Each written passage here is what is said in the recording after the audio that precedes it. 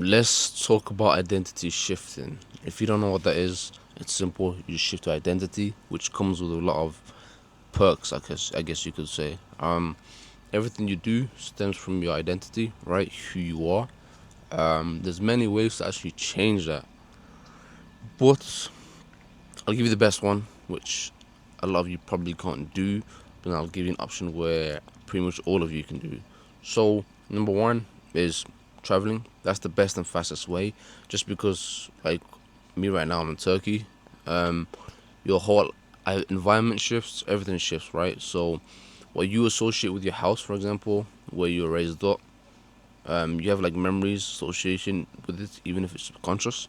But when you travel, it's a brand new environment, so everything's new.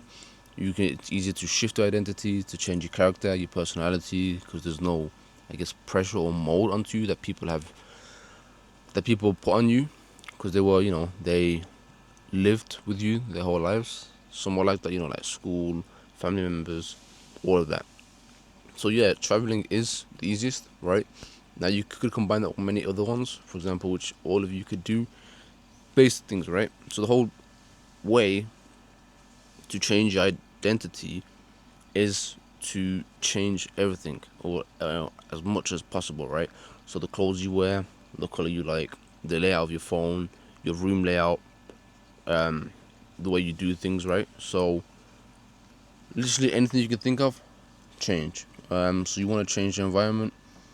That way, it actually makes it easier to change your identity. Obviously, you can do it without anything I listed. You just do it at home by yourself. But this is supposed to be like a thing that speeds up, right? Helps you fast track it. So, um, how would I say this? Let me check actually. Yeah, so basically change everything you can. When you start doing that, change the way you talk, the way you dress, your room layout, you might get people like questioning it, I guess. So that's, I guess, the perks of being able to travel abroad or anywhere for that matter, even if it's domestically. Um, no one, there's no mold on that's already built around you, right? So identity is what where everything stems from, right? So there's a people require, for example, let's talk about discipline. People require discipline to do certain things, right? Meaning it's something that you don't want to do, but you're forcing yourself to do it through discipline, right? That's like the definition of discipline. But if you shift your identity to liking that thing or wanting to do that thing, then it becomes like second nature. You get like propelled or attracted to do that thing, if that makes sense. It might sound a bit more complicated than it is, but it's pretty simple once you actually understand the concept. So, for example, what could I think of?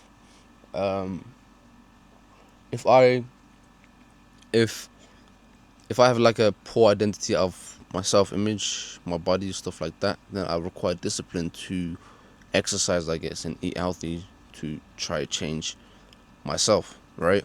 But if you identify it as the person that is healthy, strong, stuff like that, so your self image is upgraded in a sense, then you feel propelled to do the actions associated with that identity, right? So everything stems from identity. Everything after that, identity, your beliefs, your emotions, and your actions, all just follows along. So if you can get all of those in alignment, which is, if you had to sum it up, you could sum it up as identity. Once you have that and all in alignment, then the work, the tasks, everything just becomes second nature, right? There's no discipline required. So that's the difference between, I guess, just the average person to someone that's great, right? It's part of their identity. They do it because they want to do it. You could probably name all the great athletes, right? Obviously, they probably require discipline here and there, depending on the environment, the season, stuff like that. But you get my point. Especially when it comes to business, these like multi-million, billion-dollar business, they do it because they love it, right? So if someone has a passion for something or they want to do something and you don't, then you trying to compete against them is almost impossible, right? They're doing it out of love, they're doing it out of like hobby, passion, and you're just doing it out of who knows, right? Insecurities, desire, stuff like that, right? So that you could use that as like a fuel at the start, which I've spoken about before in previous videos, which obviously would help you. That's just to build momentum. But if you want it to be sustainable and long term, you're gonna have to shift to the other side, because for you to operate in, what would you say, it's like a needy or desperate or low frequency for a constant amount of time isn't really good. Yeah, I think I covered pretty much everything. Let me see if I could think of anything else. So I'm just going off the fly. Um, I actually have a lot of content ideas to make as well that I got on my voice messages from months back. I just haven't taken content game seriously, which I might do a bit more here and there. And then January is when I plan on taking it seriously after I've scaled my business further and automated it. So, yeah, I guess, let's see, 1 second. Yeah, that's pretty much it. So keep in mind the external, changing your location and stuff, is supposed to help and aid your internal, right? So it makes things easier. Obviously, everything stems from the internal. That is a reflection. Your external is a reflection of your internal. So, with that said, all this like external changes is just supposed to make it easier to change the actual internal, right? Less friction, less doubt in a sense, I guess. But yeah, the emphasis is on the internal. Um, you're like, when you change environment, you're starting off a clean slate. So it's easier to actually change your internal. But you get my point. Always focus on the internal. External doesn't matter. So if you can't do any of these things I listed, I'm pretty sure you can do at least one. Then it doesn't really matter regardless. Just, I might be more effort for you. Just depends on the person. But yeah. So basically, just focus on the internal. The typical stuff. Um, think positively, think in your future, and bring it to the present, and start operating and thinking like that, right? So the emotions associated with that future, so that desire or that goal, bring it to the present and start operating as if that's your default state. And then sooner or later, it's just a matter of time before your external starts shifting to that new internal you created, right? So, I mean, yeah, this is probably woo to some of you that are not familiar with this space. Well, I think I covered a lot of things. Well, I made it simple and concise. A lot of the, I guess you could say, manifestation stuff in a short video.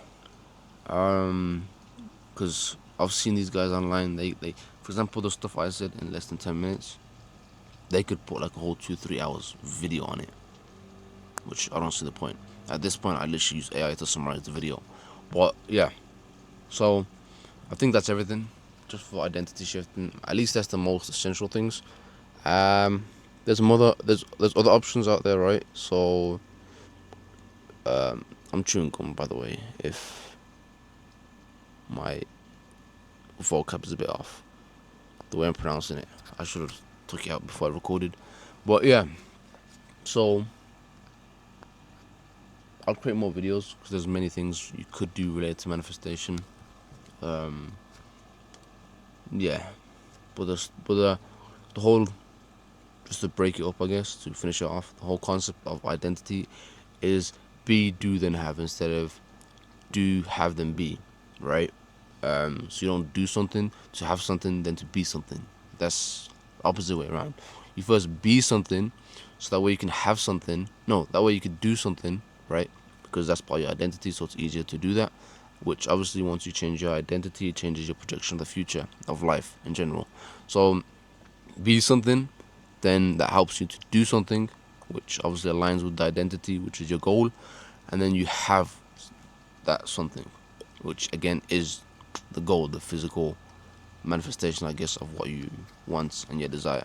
So yeah, always put the mental, and I guess you could say spiritual, above the actual physical. Everything external shouldn't really matter. It shouldn't affect you, even if the whole world was burning right in front of your eyes.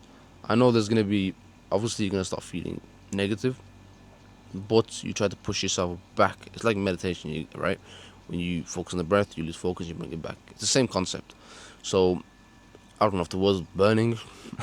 It's an extreme example, but there's no point. Obviously, emotions will come with the negative, being upset and all that sort of stuff. But you try to bring it back to a positive reinforcement, right? So the future and bring it now. Because let's say the world is burning around you, what benefit do you have just to sit there depressed and sad or sulking? Literally zero benefit. So even if it's delusional, you might as well take the side that can actually make a difference, right? Change the way you feel, the way you think, and obviously with all that, it changes how you do things. So yeah, no matter what the external says, delude yourself, right? In a sense, because other people will think it's delusional, but for you, that delusional is like a reality. So it's not delusional from your perspective, if that makes sense. So in that sense, just no matter the external, delude yourself regardless of how bad it is, and then shift the whole paradigm, shift your whole perspective, your whole belief on it being positive, because the way you see the world is based on your perspective, right?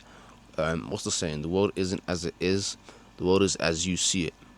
So yeah, that's pretty much the whole thing. I summarized it. Cool, man. So yeah, take care.